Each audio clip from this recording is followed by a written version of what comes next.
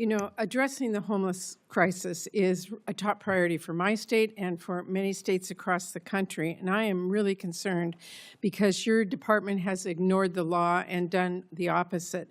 HUD is required to prioritize proven strategies to reduce homelessness, including permanent housing, permanent supportive housing, and rapid rehousing.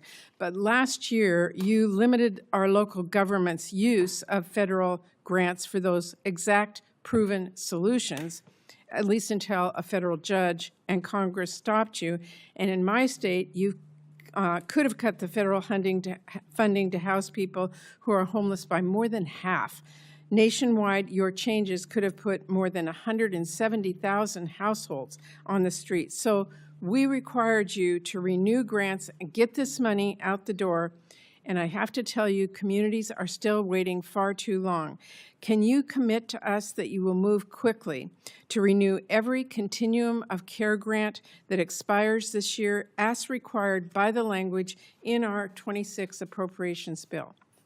Well, thank you, Senator Mary, Vice Chair Mary. It's good to see you again. And as you know, we have got Q1 and Q2 funds out, and Q3 and Q4 funds also will go out. But I will say— From last year. Yes, ma'am. I will say that we do have a different approach to this.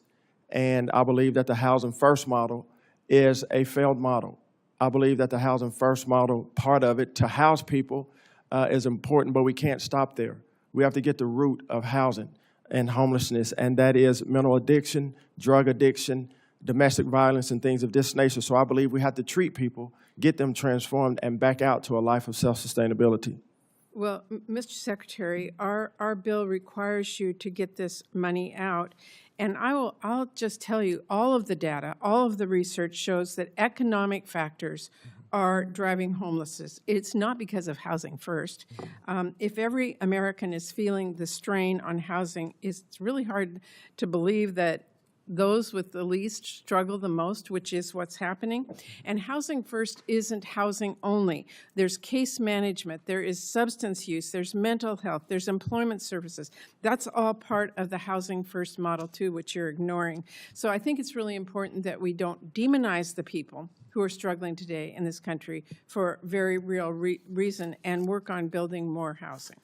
So let me move on, because I want to ask you about another thing. Under your leadership, local governments and nonprofits in my state and actually in the country have been left to navigate illegal and in many cases really bizarre new grant conditions, like requiring a housing provider to say they don't believe trans people exist.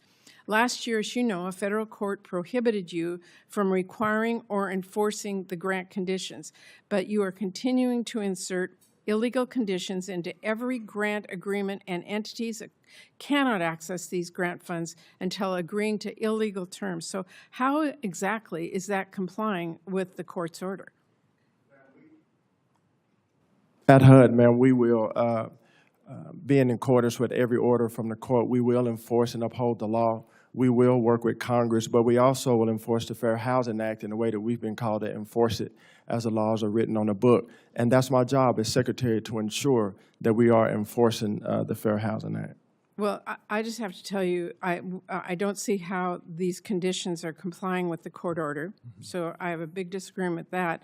But I also want you to know that our nonprofits who are trying to serve these communities, it is their goal, are wasting a lot of time today trying to understand the shifting legal landscape and the bizarre requirements out there. And you have refused to sign agreements or release notices of funding opportunities for funds that expire 5 months from now. Running down the clock, it's what it feels like to everybody out there. And all of this comes after you pushed out over a third of the HUD employees last year, so there's less people to be able to get this grants out. And it appears to a lot of people who are talking to me that you're breaking the department, not making sure that people get housing. So well, if I may, ma'am, and I have to correct you, we did not push out anyone. Okay, well, we're going to semantics. A lot of people left your department. We'll disagree about why. It was voluntarily, the DRP program, and people took it. The people that want to be at HUD are at HUD, and I'm happy Would to you have agree them. that you have a lot few people at HUD to do the work? Also, the government shutdown has kept us from getting these no-fos out. Our team is working tirelessly every day to get these no-faults out, and we will get them out. And we have an adequate, sufficient, well-working team at You have HUD a lot across our fewer agency. people at your And department for we're whatever doing reason we better want and to more talk work about it, at Mr. HUD. We have a Secretary, winning and that is formula causing at a HUD. lot of people to not get their grants along with all this confusing language. No, ma'am, it's not because of our people. We have the right people in the right we place. have a disagreement. Doing the right thing. Okay, you said in your opening statement that taxpayer dollars are finite, but President Trump's budget, his whole budget, actually sends war funding through the roof, as we all know. So instead of blowing $500 billion more on war funding, I want to ask you, if we weren't doing that, how many more units of housing could we build?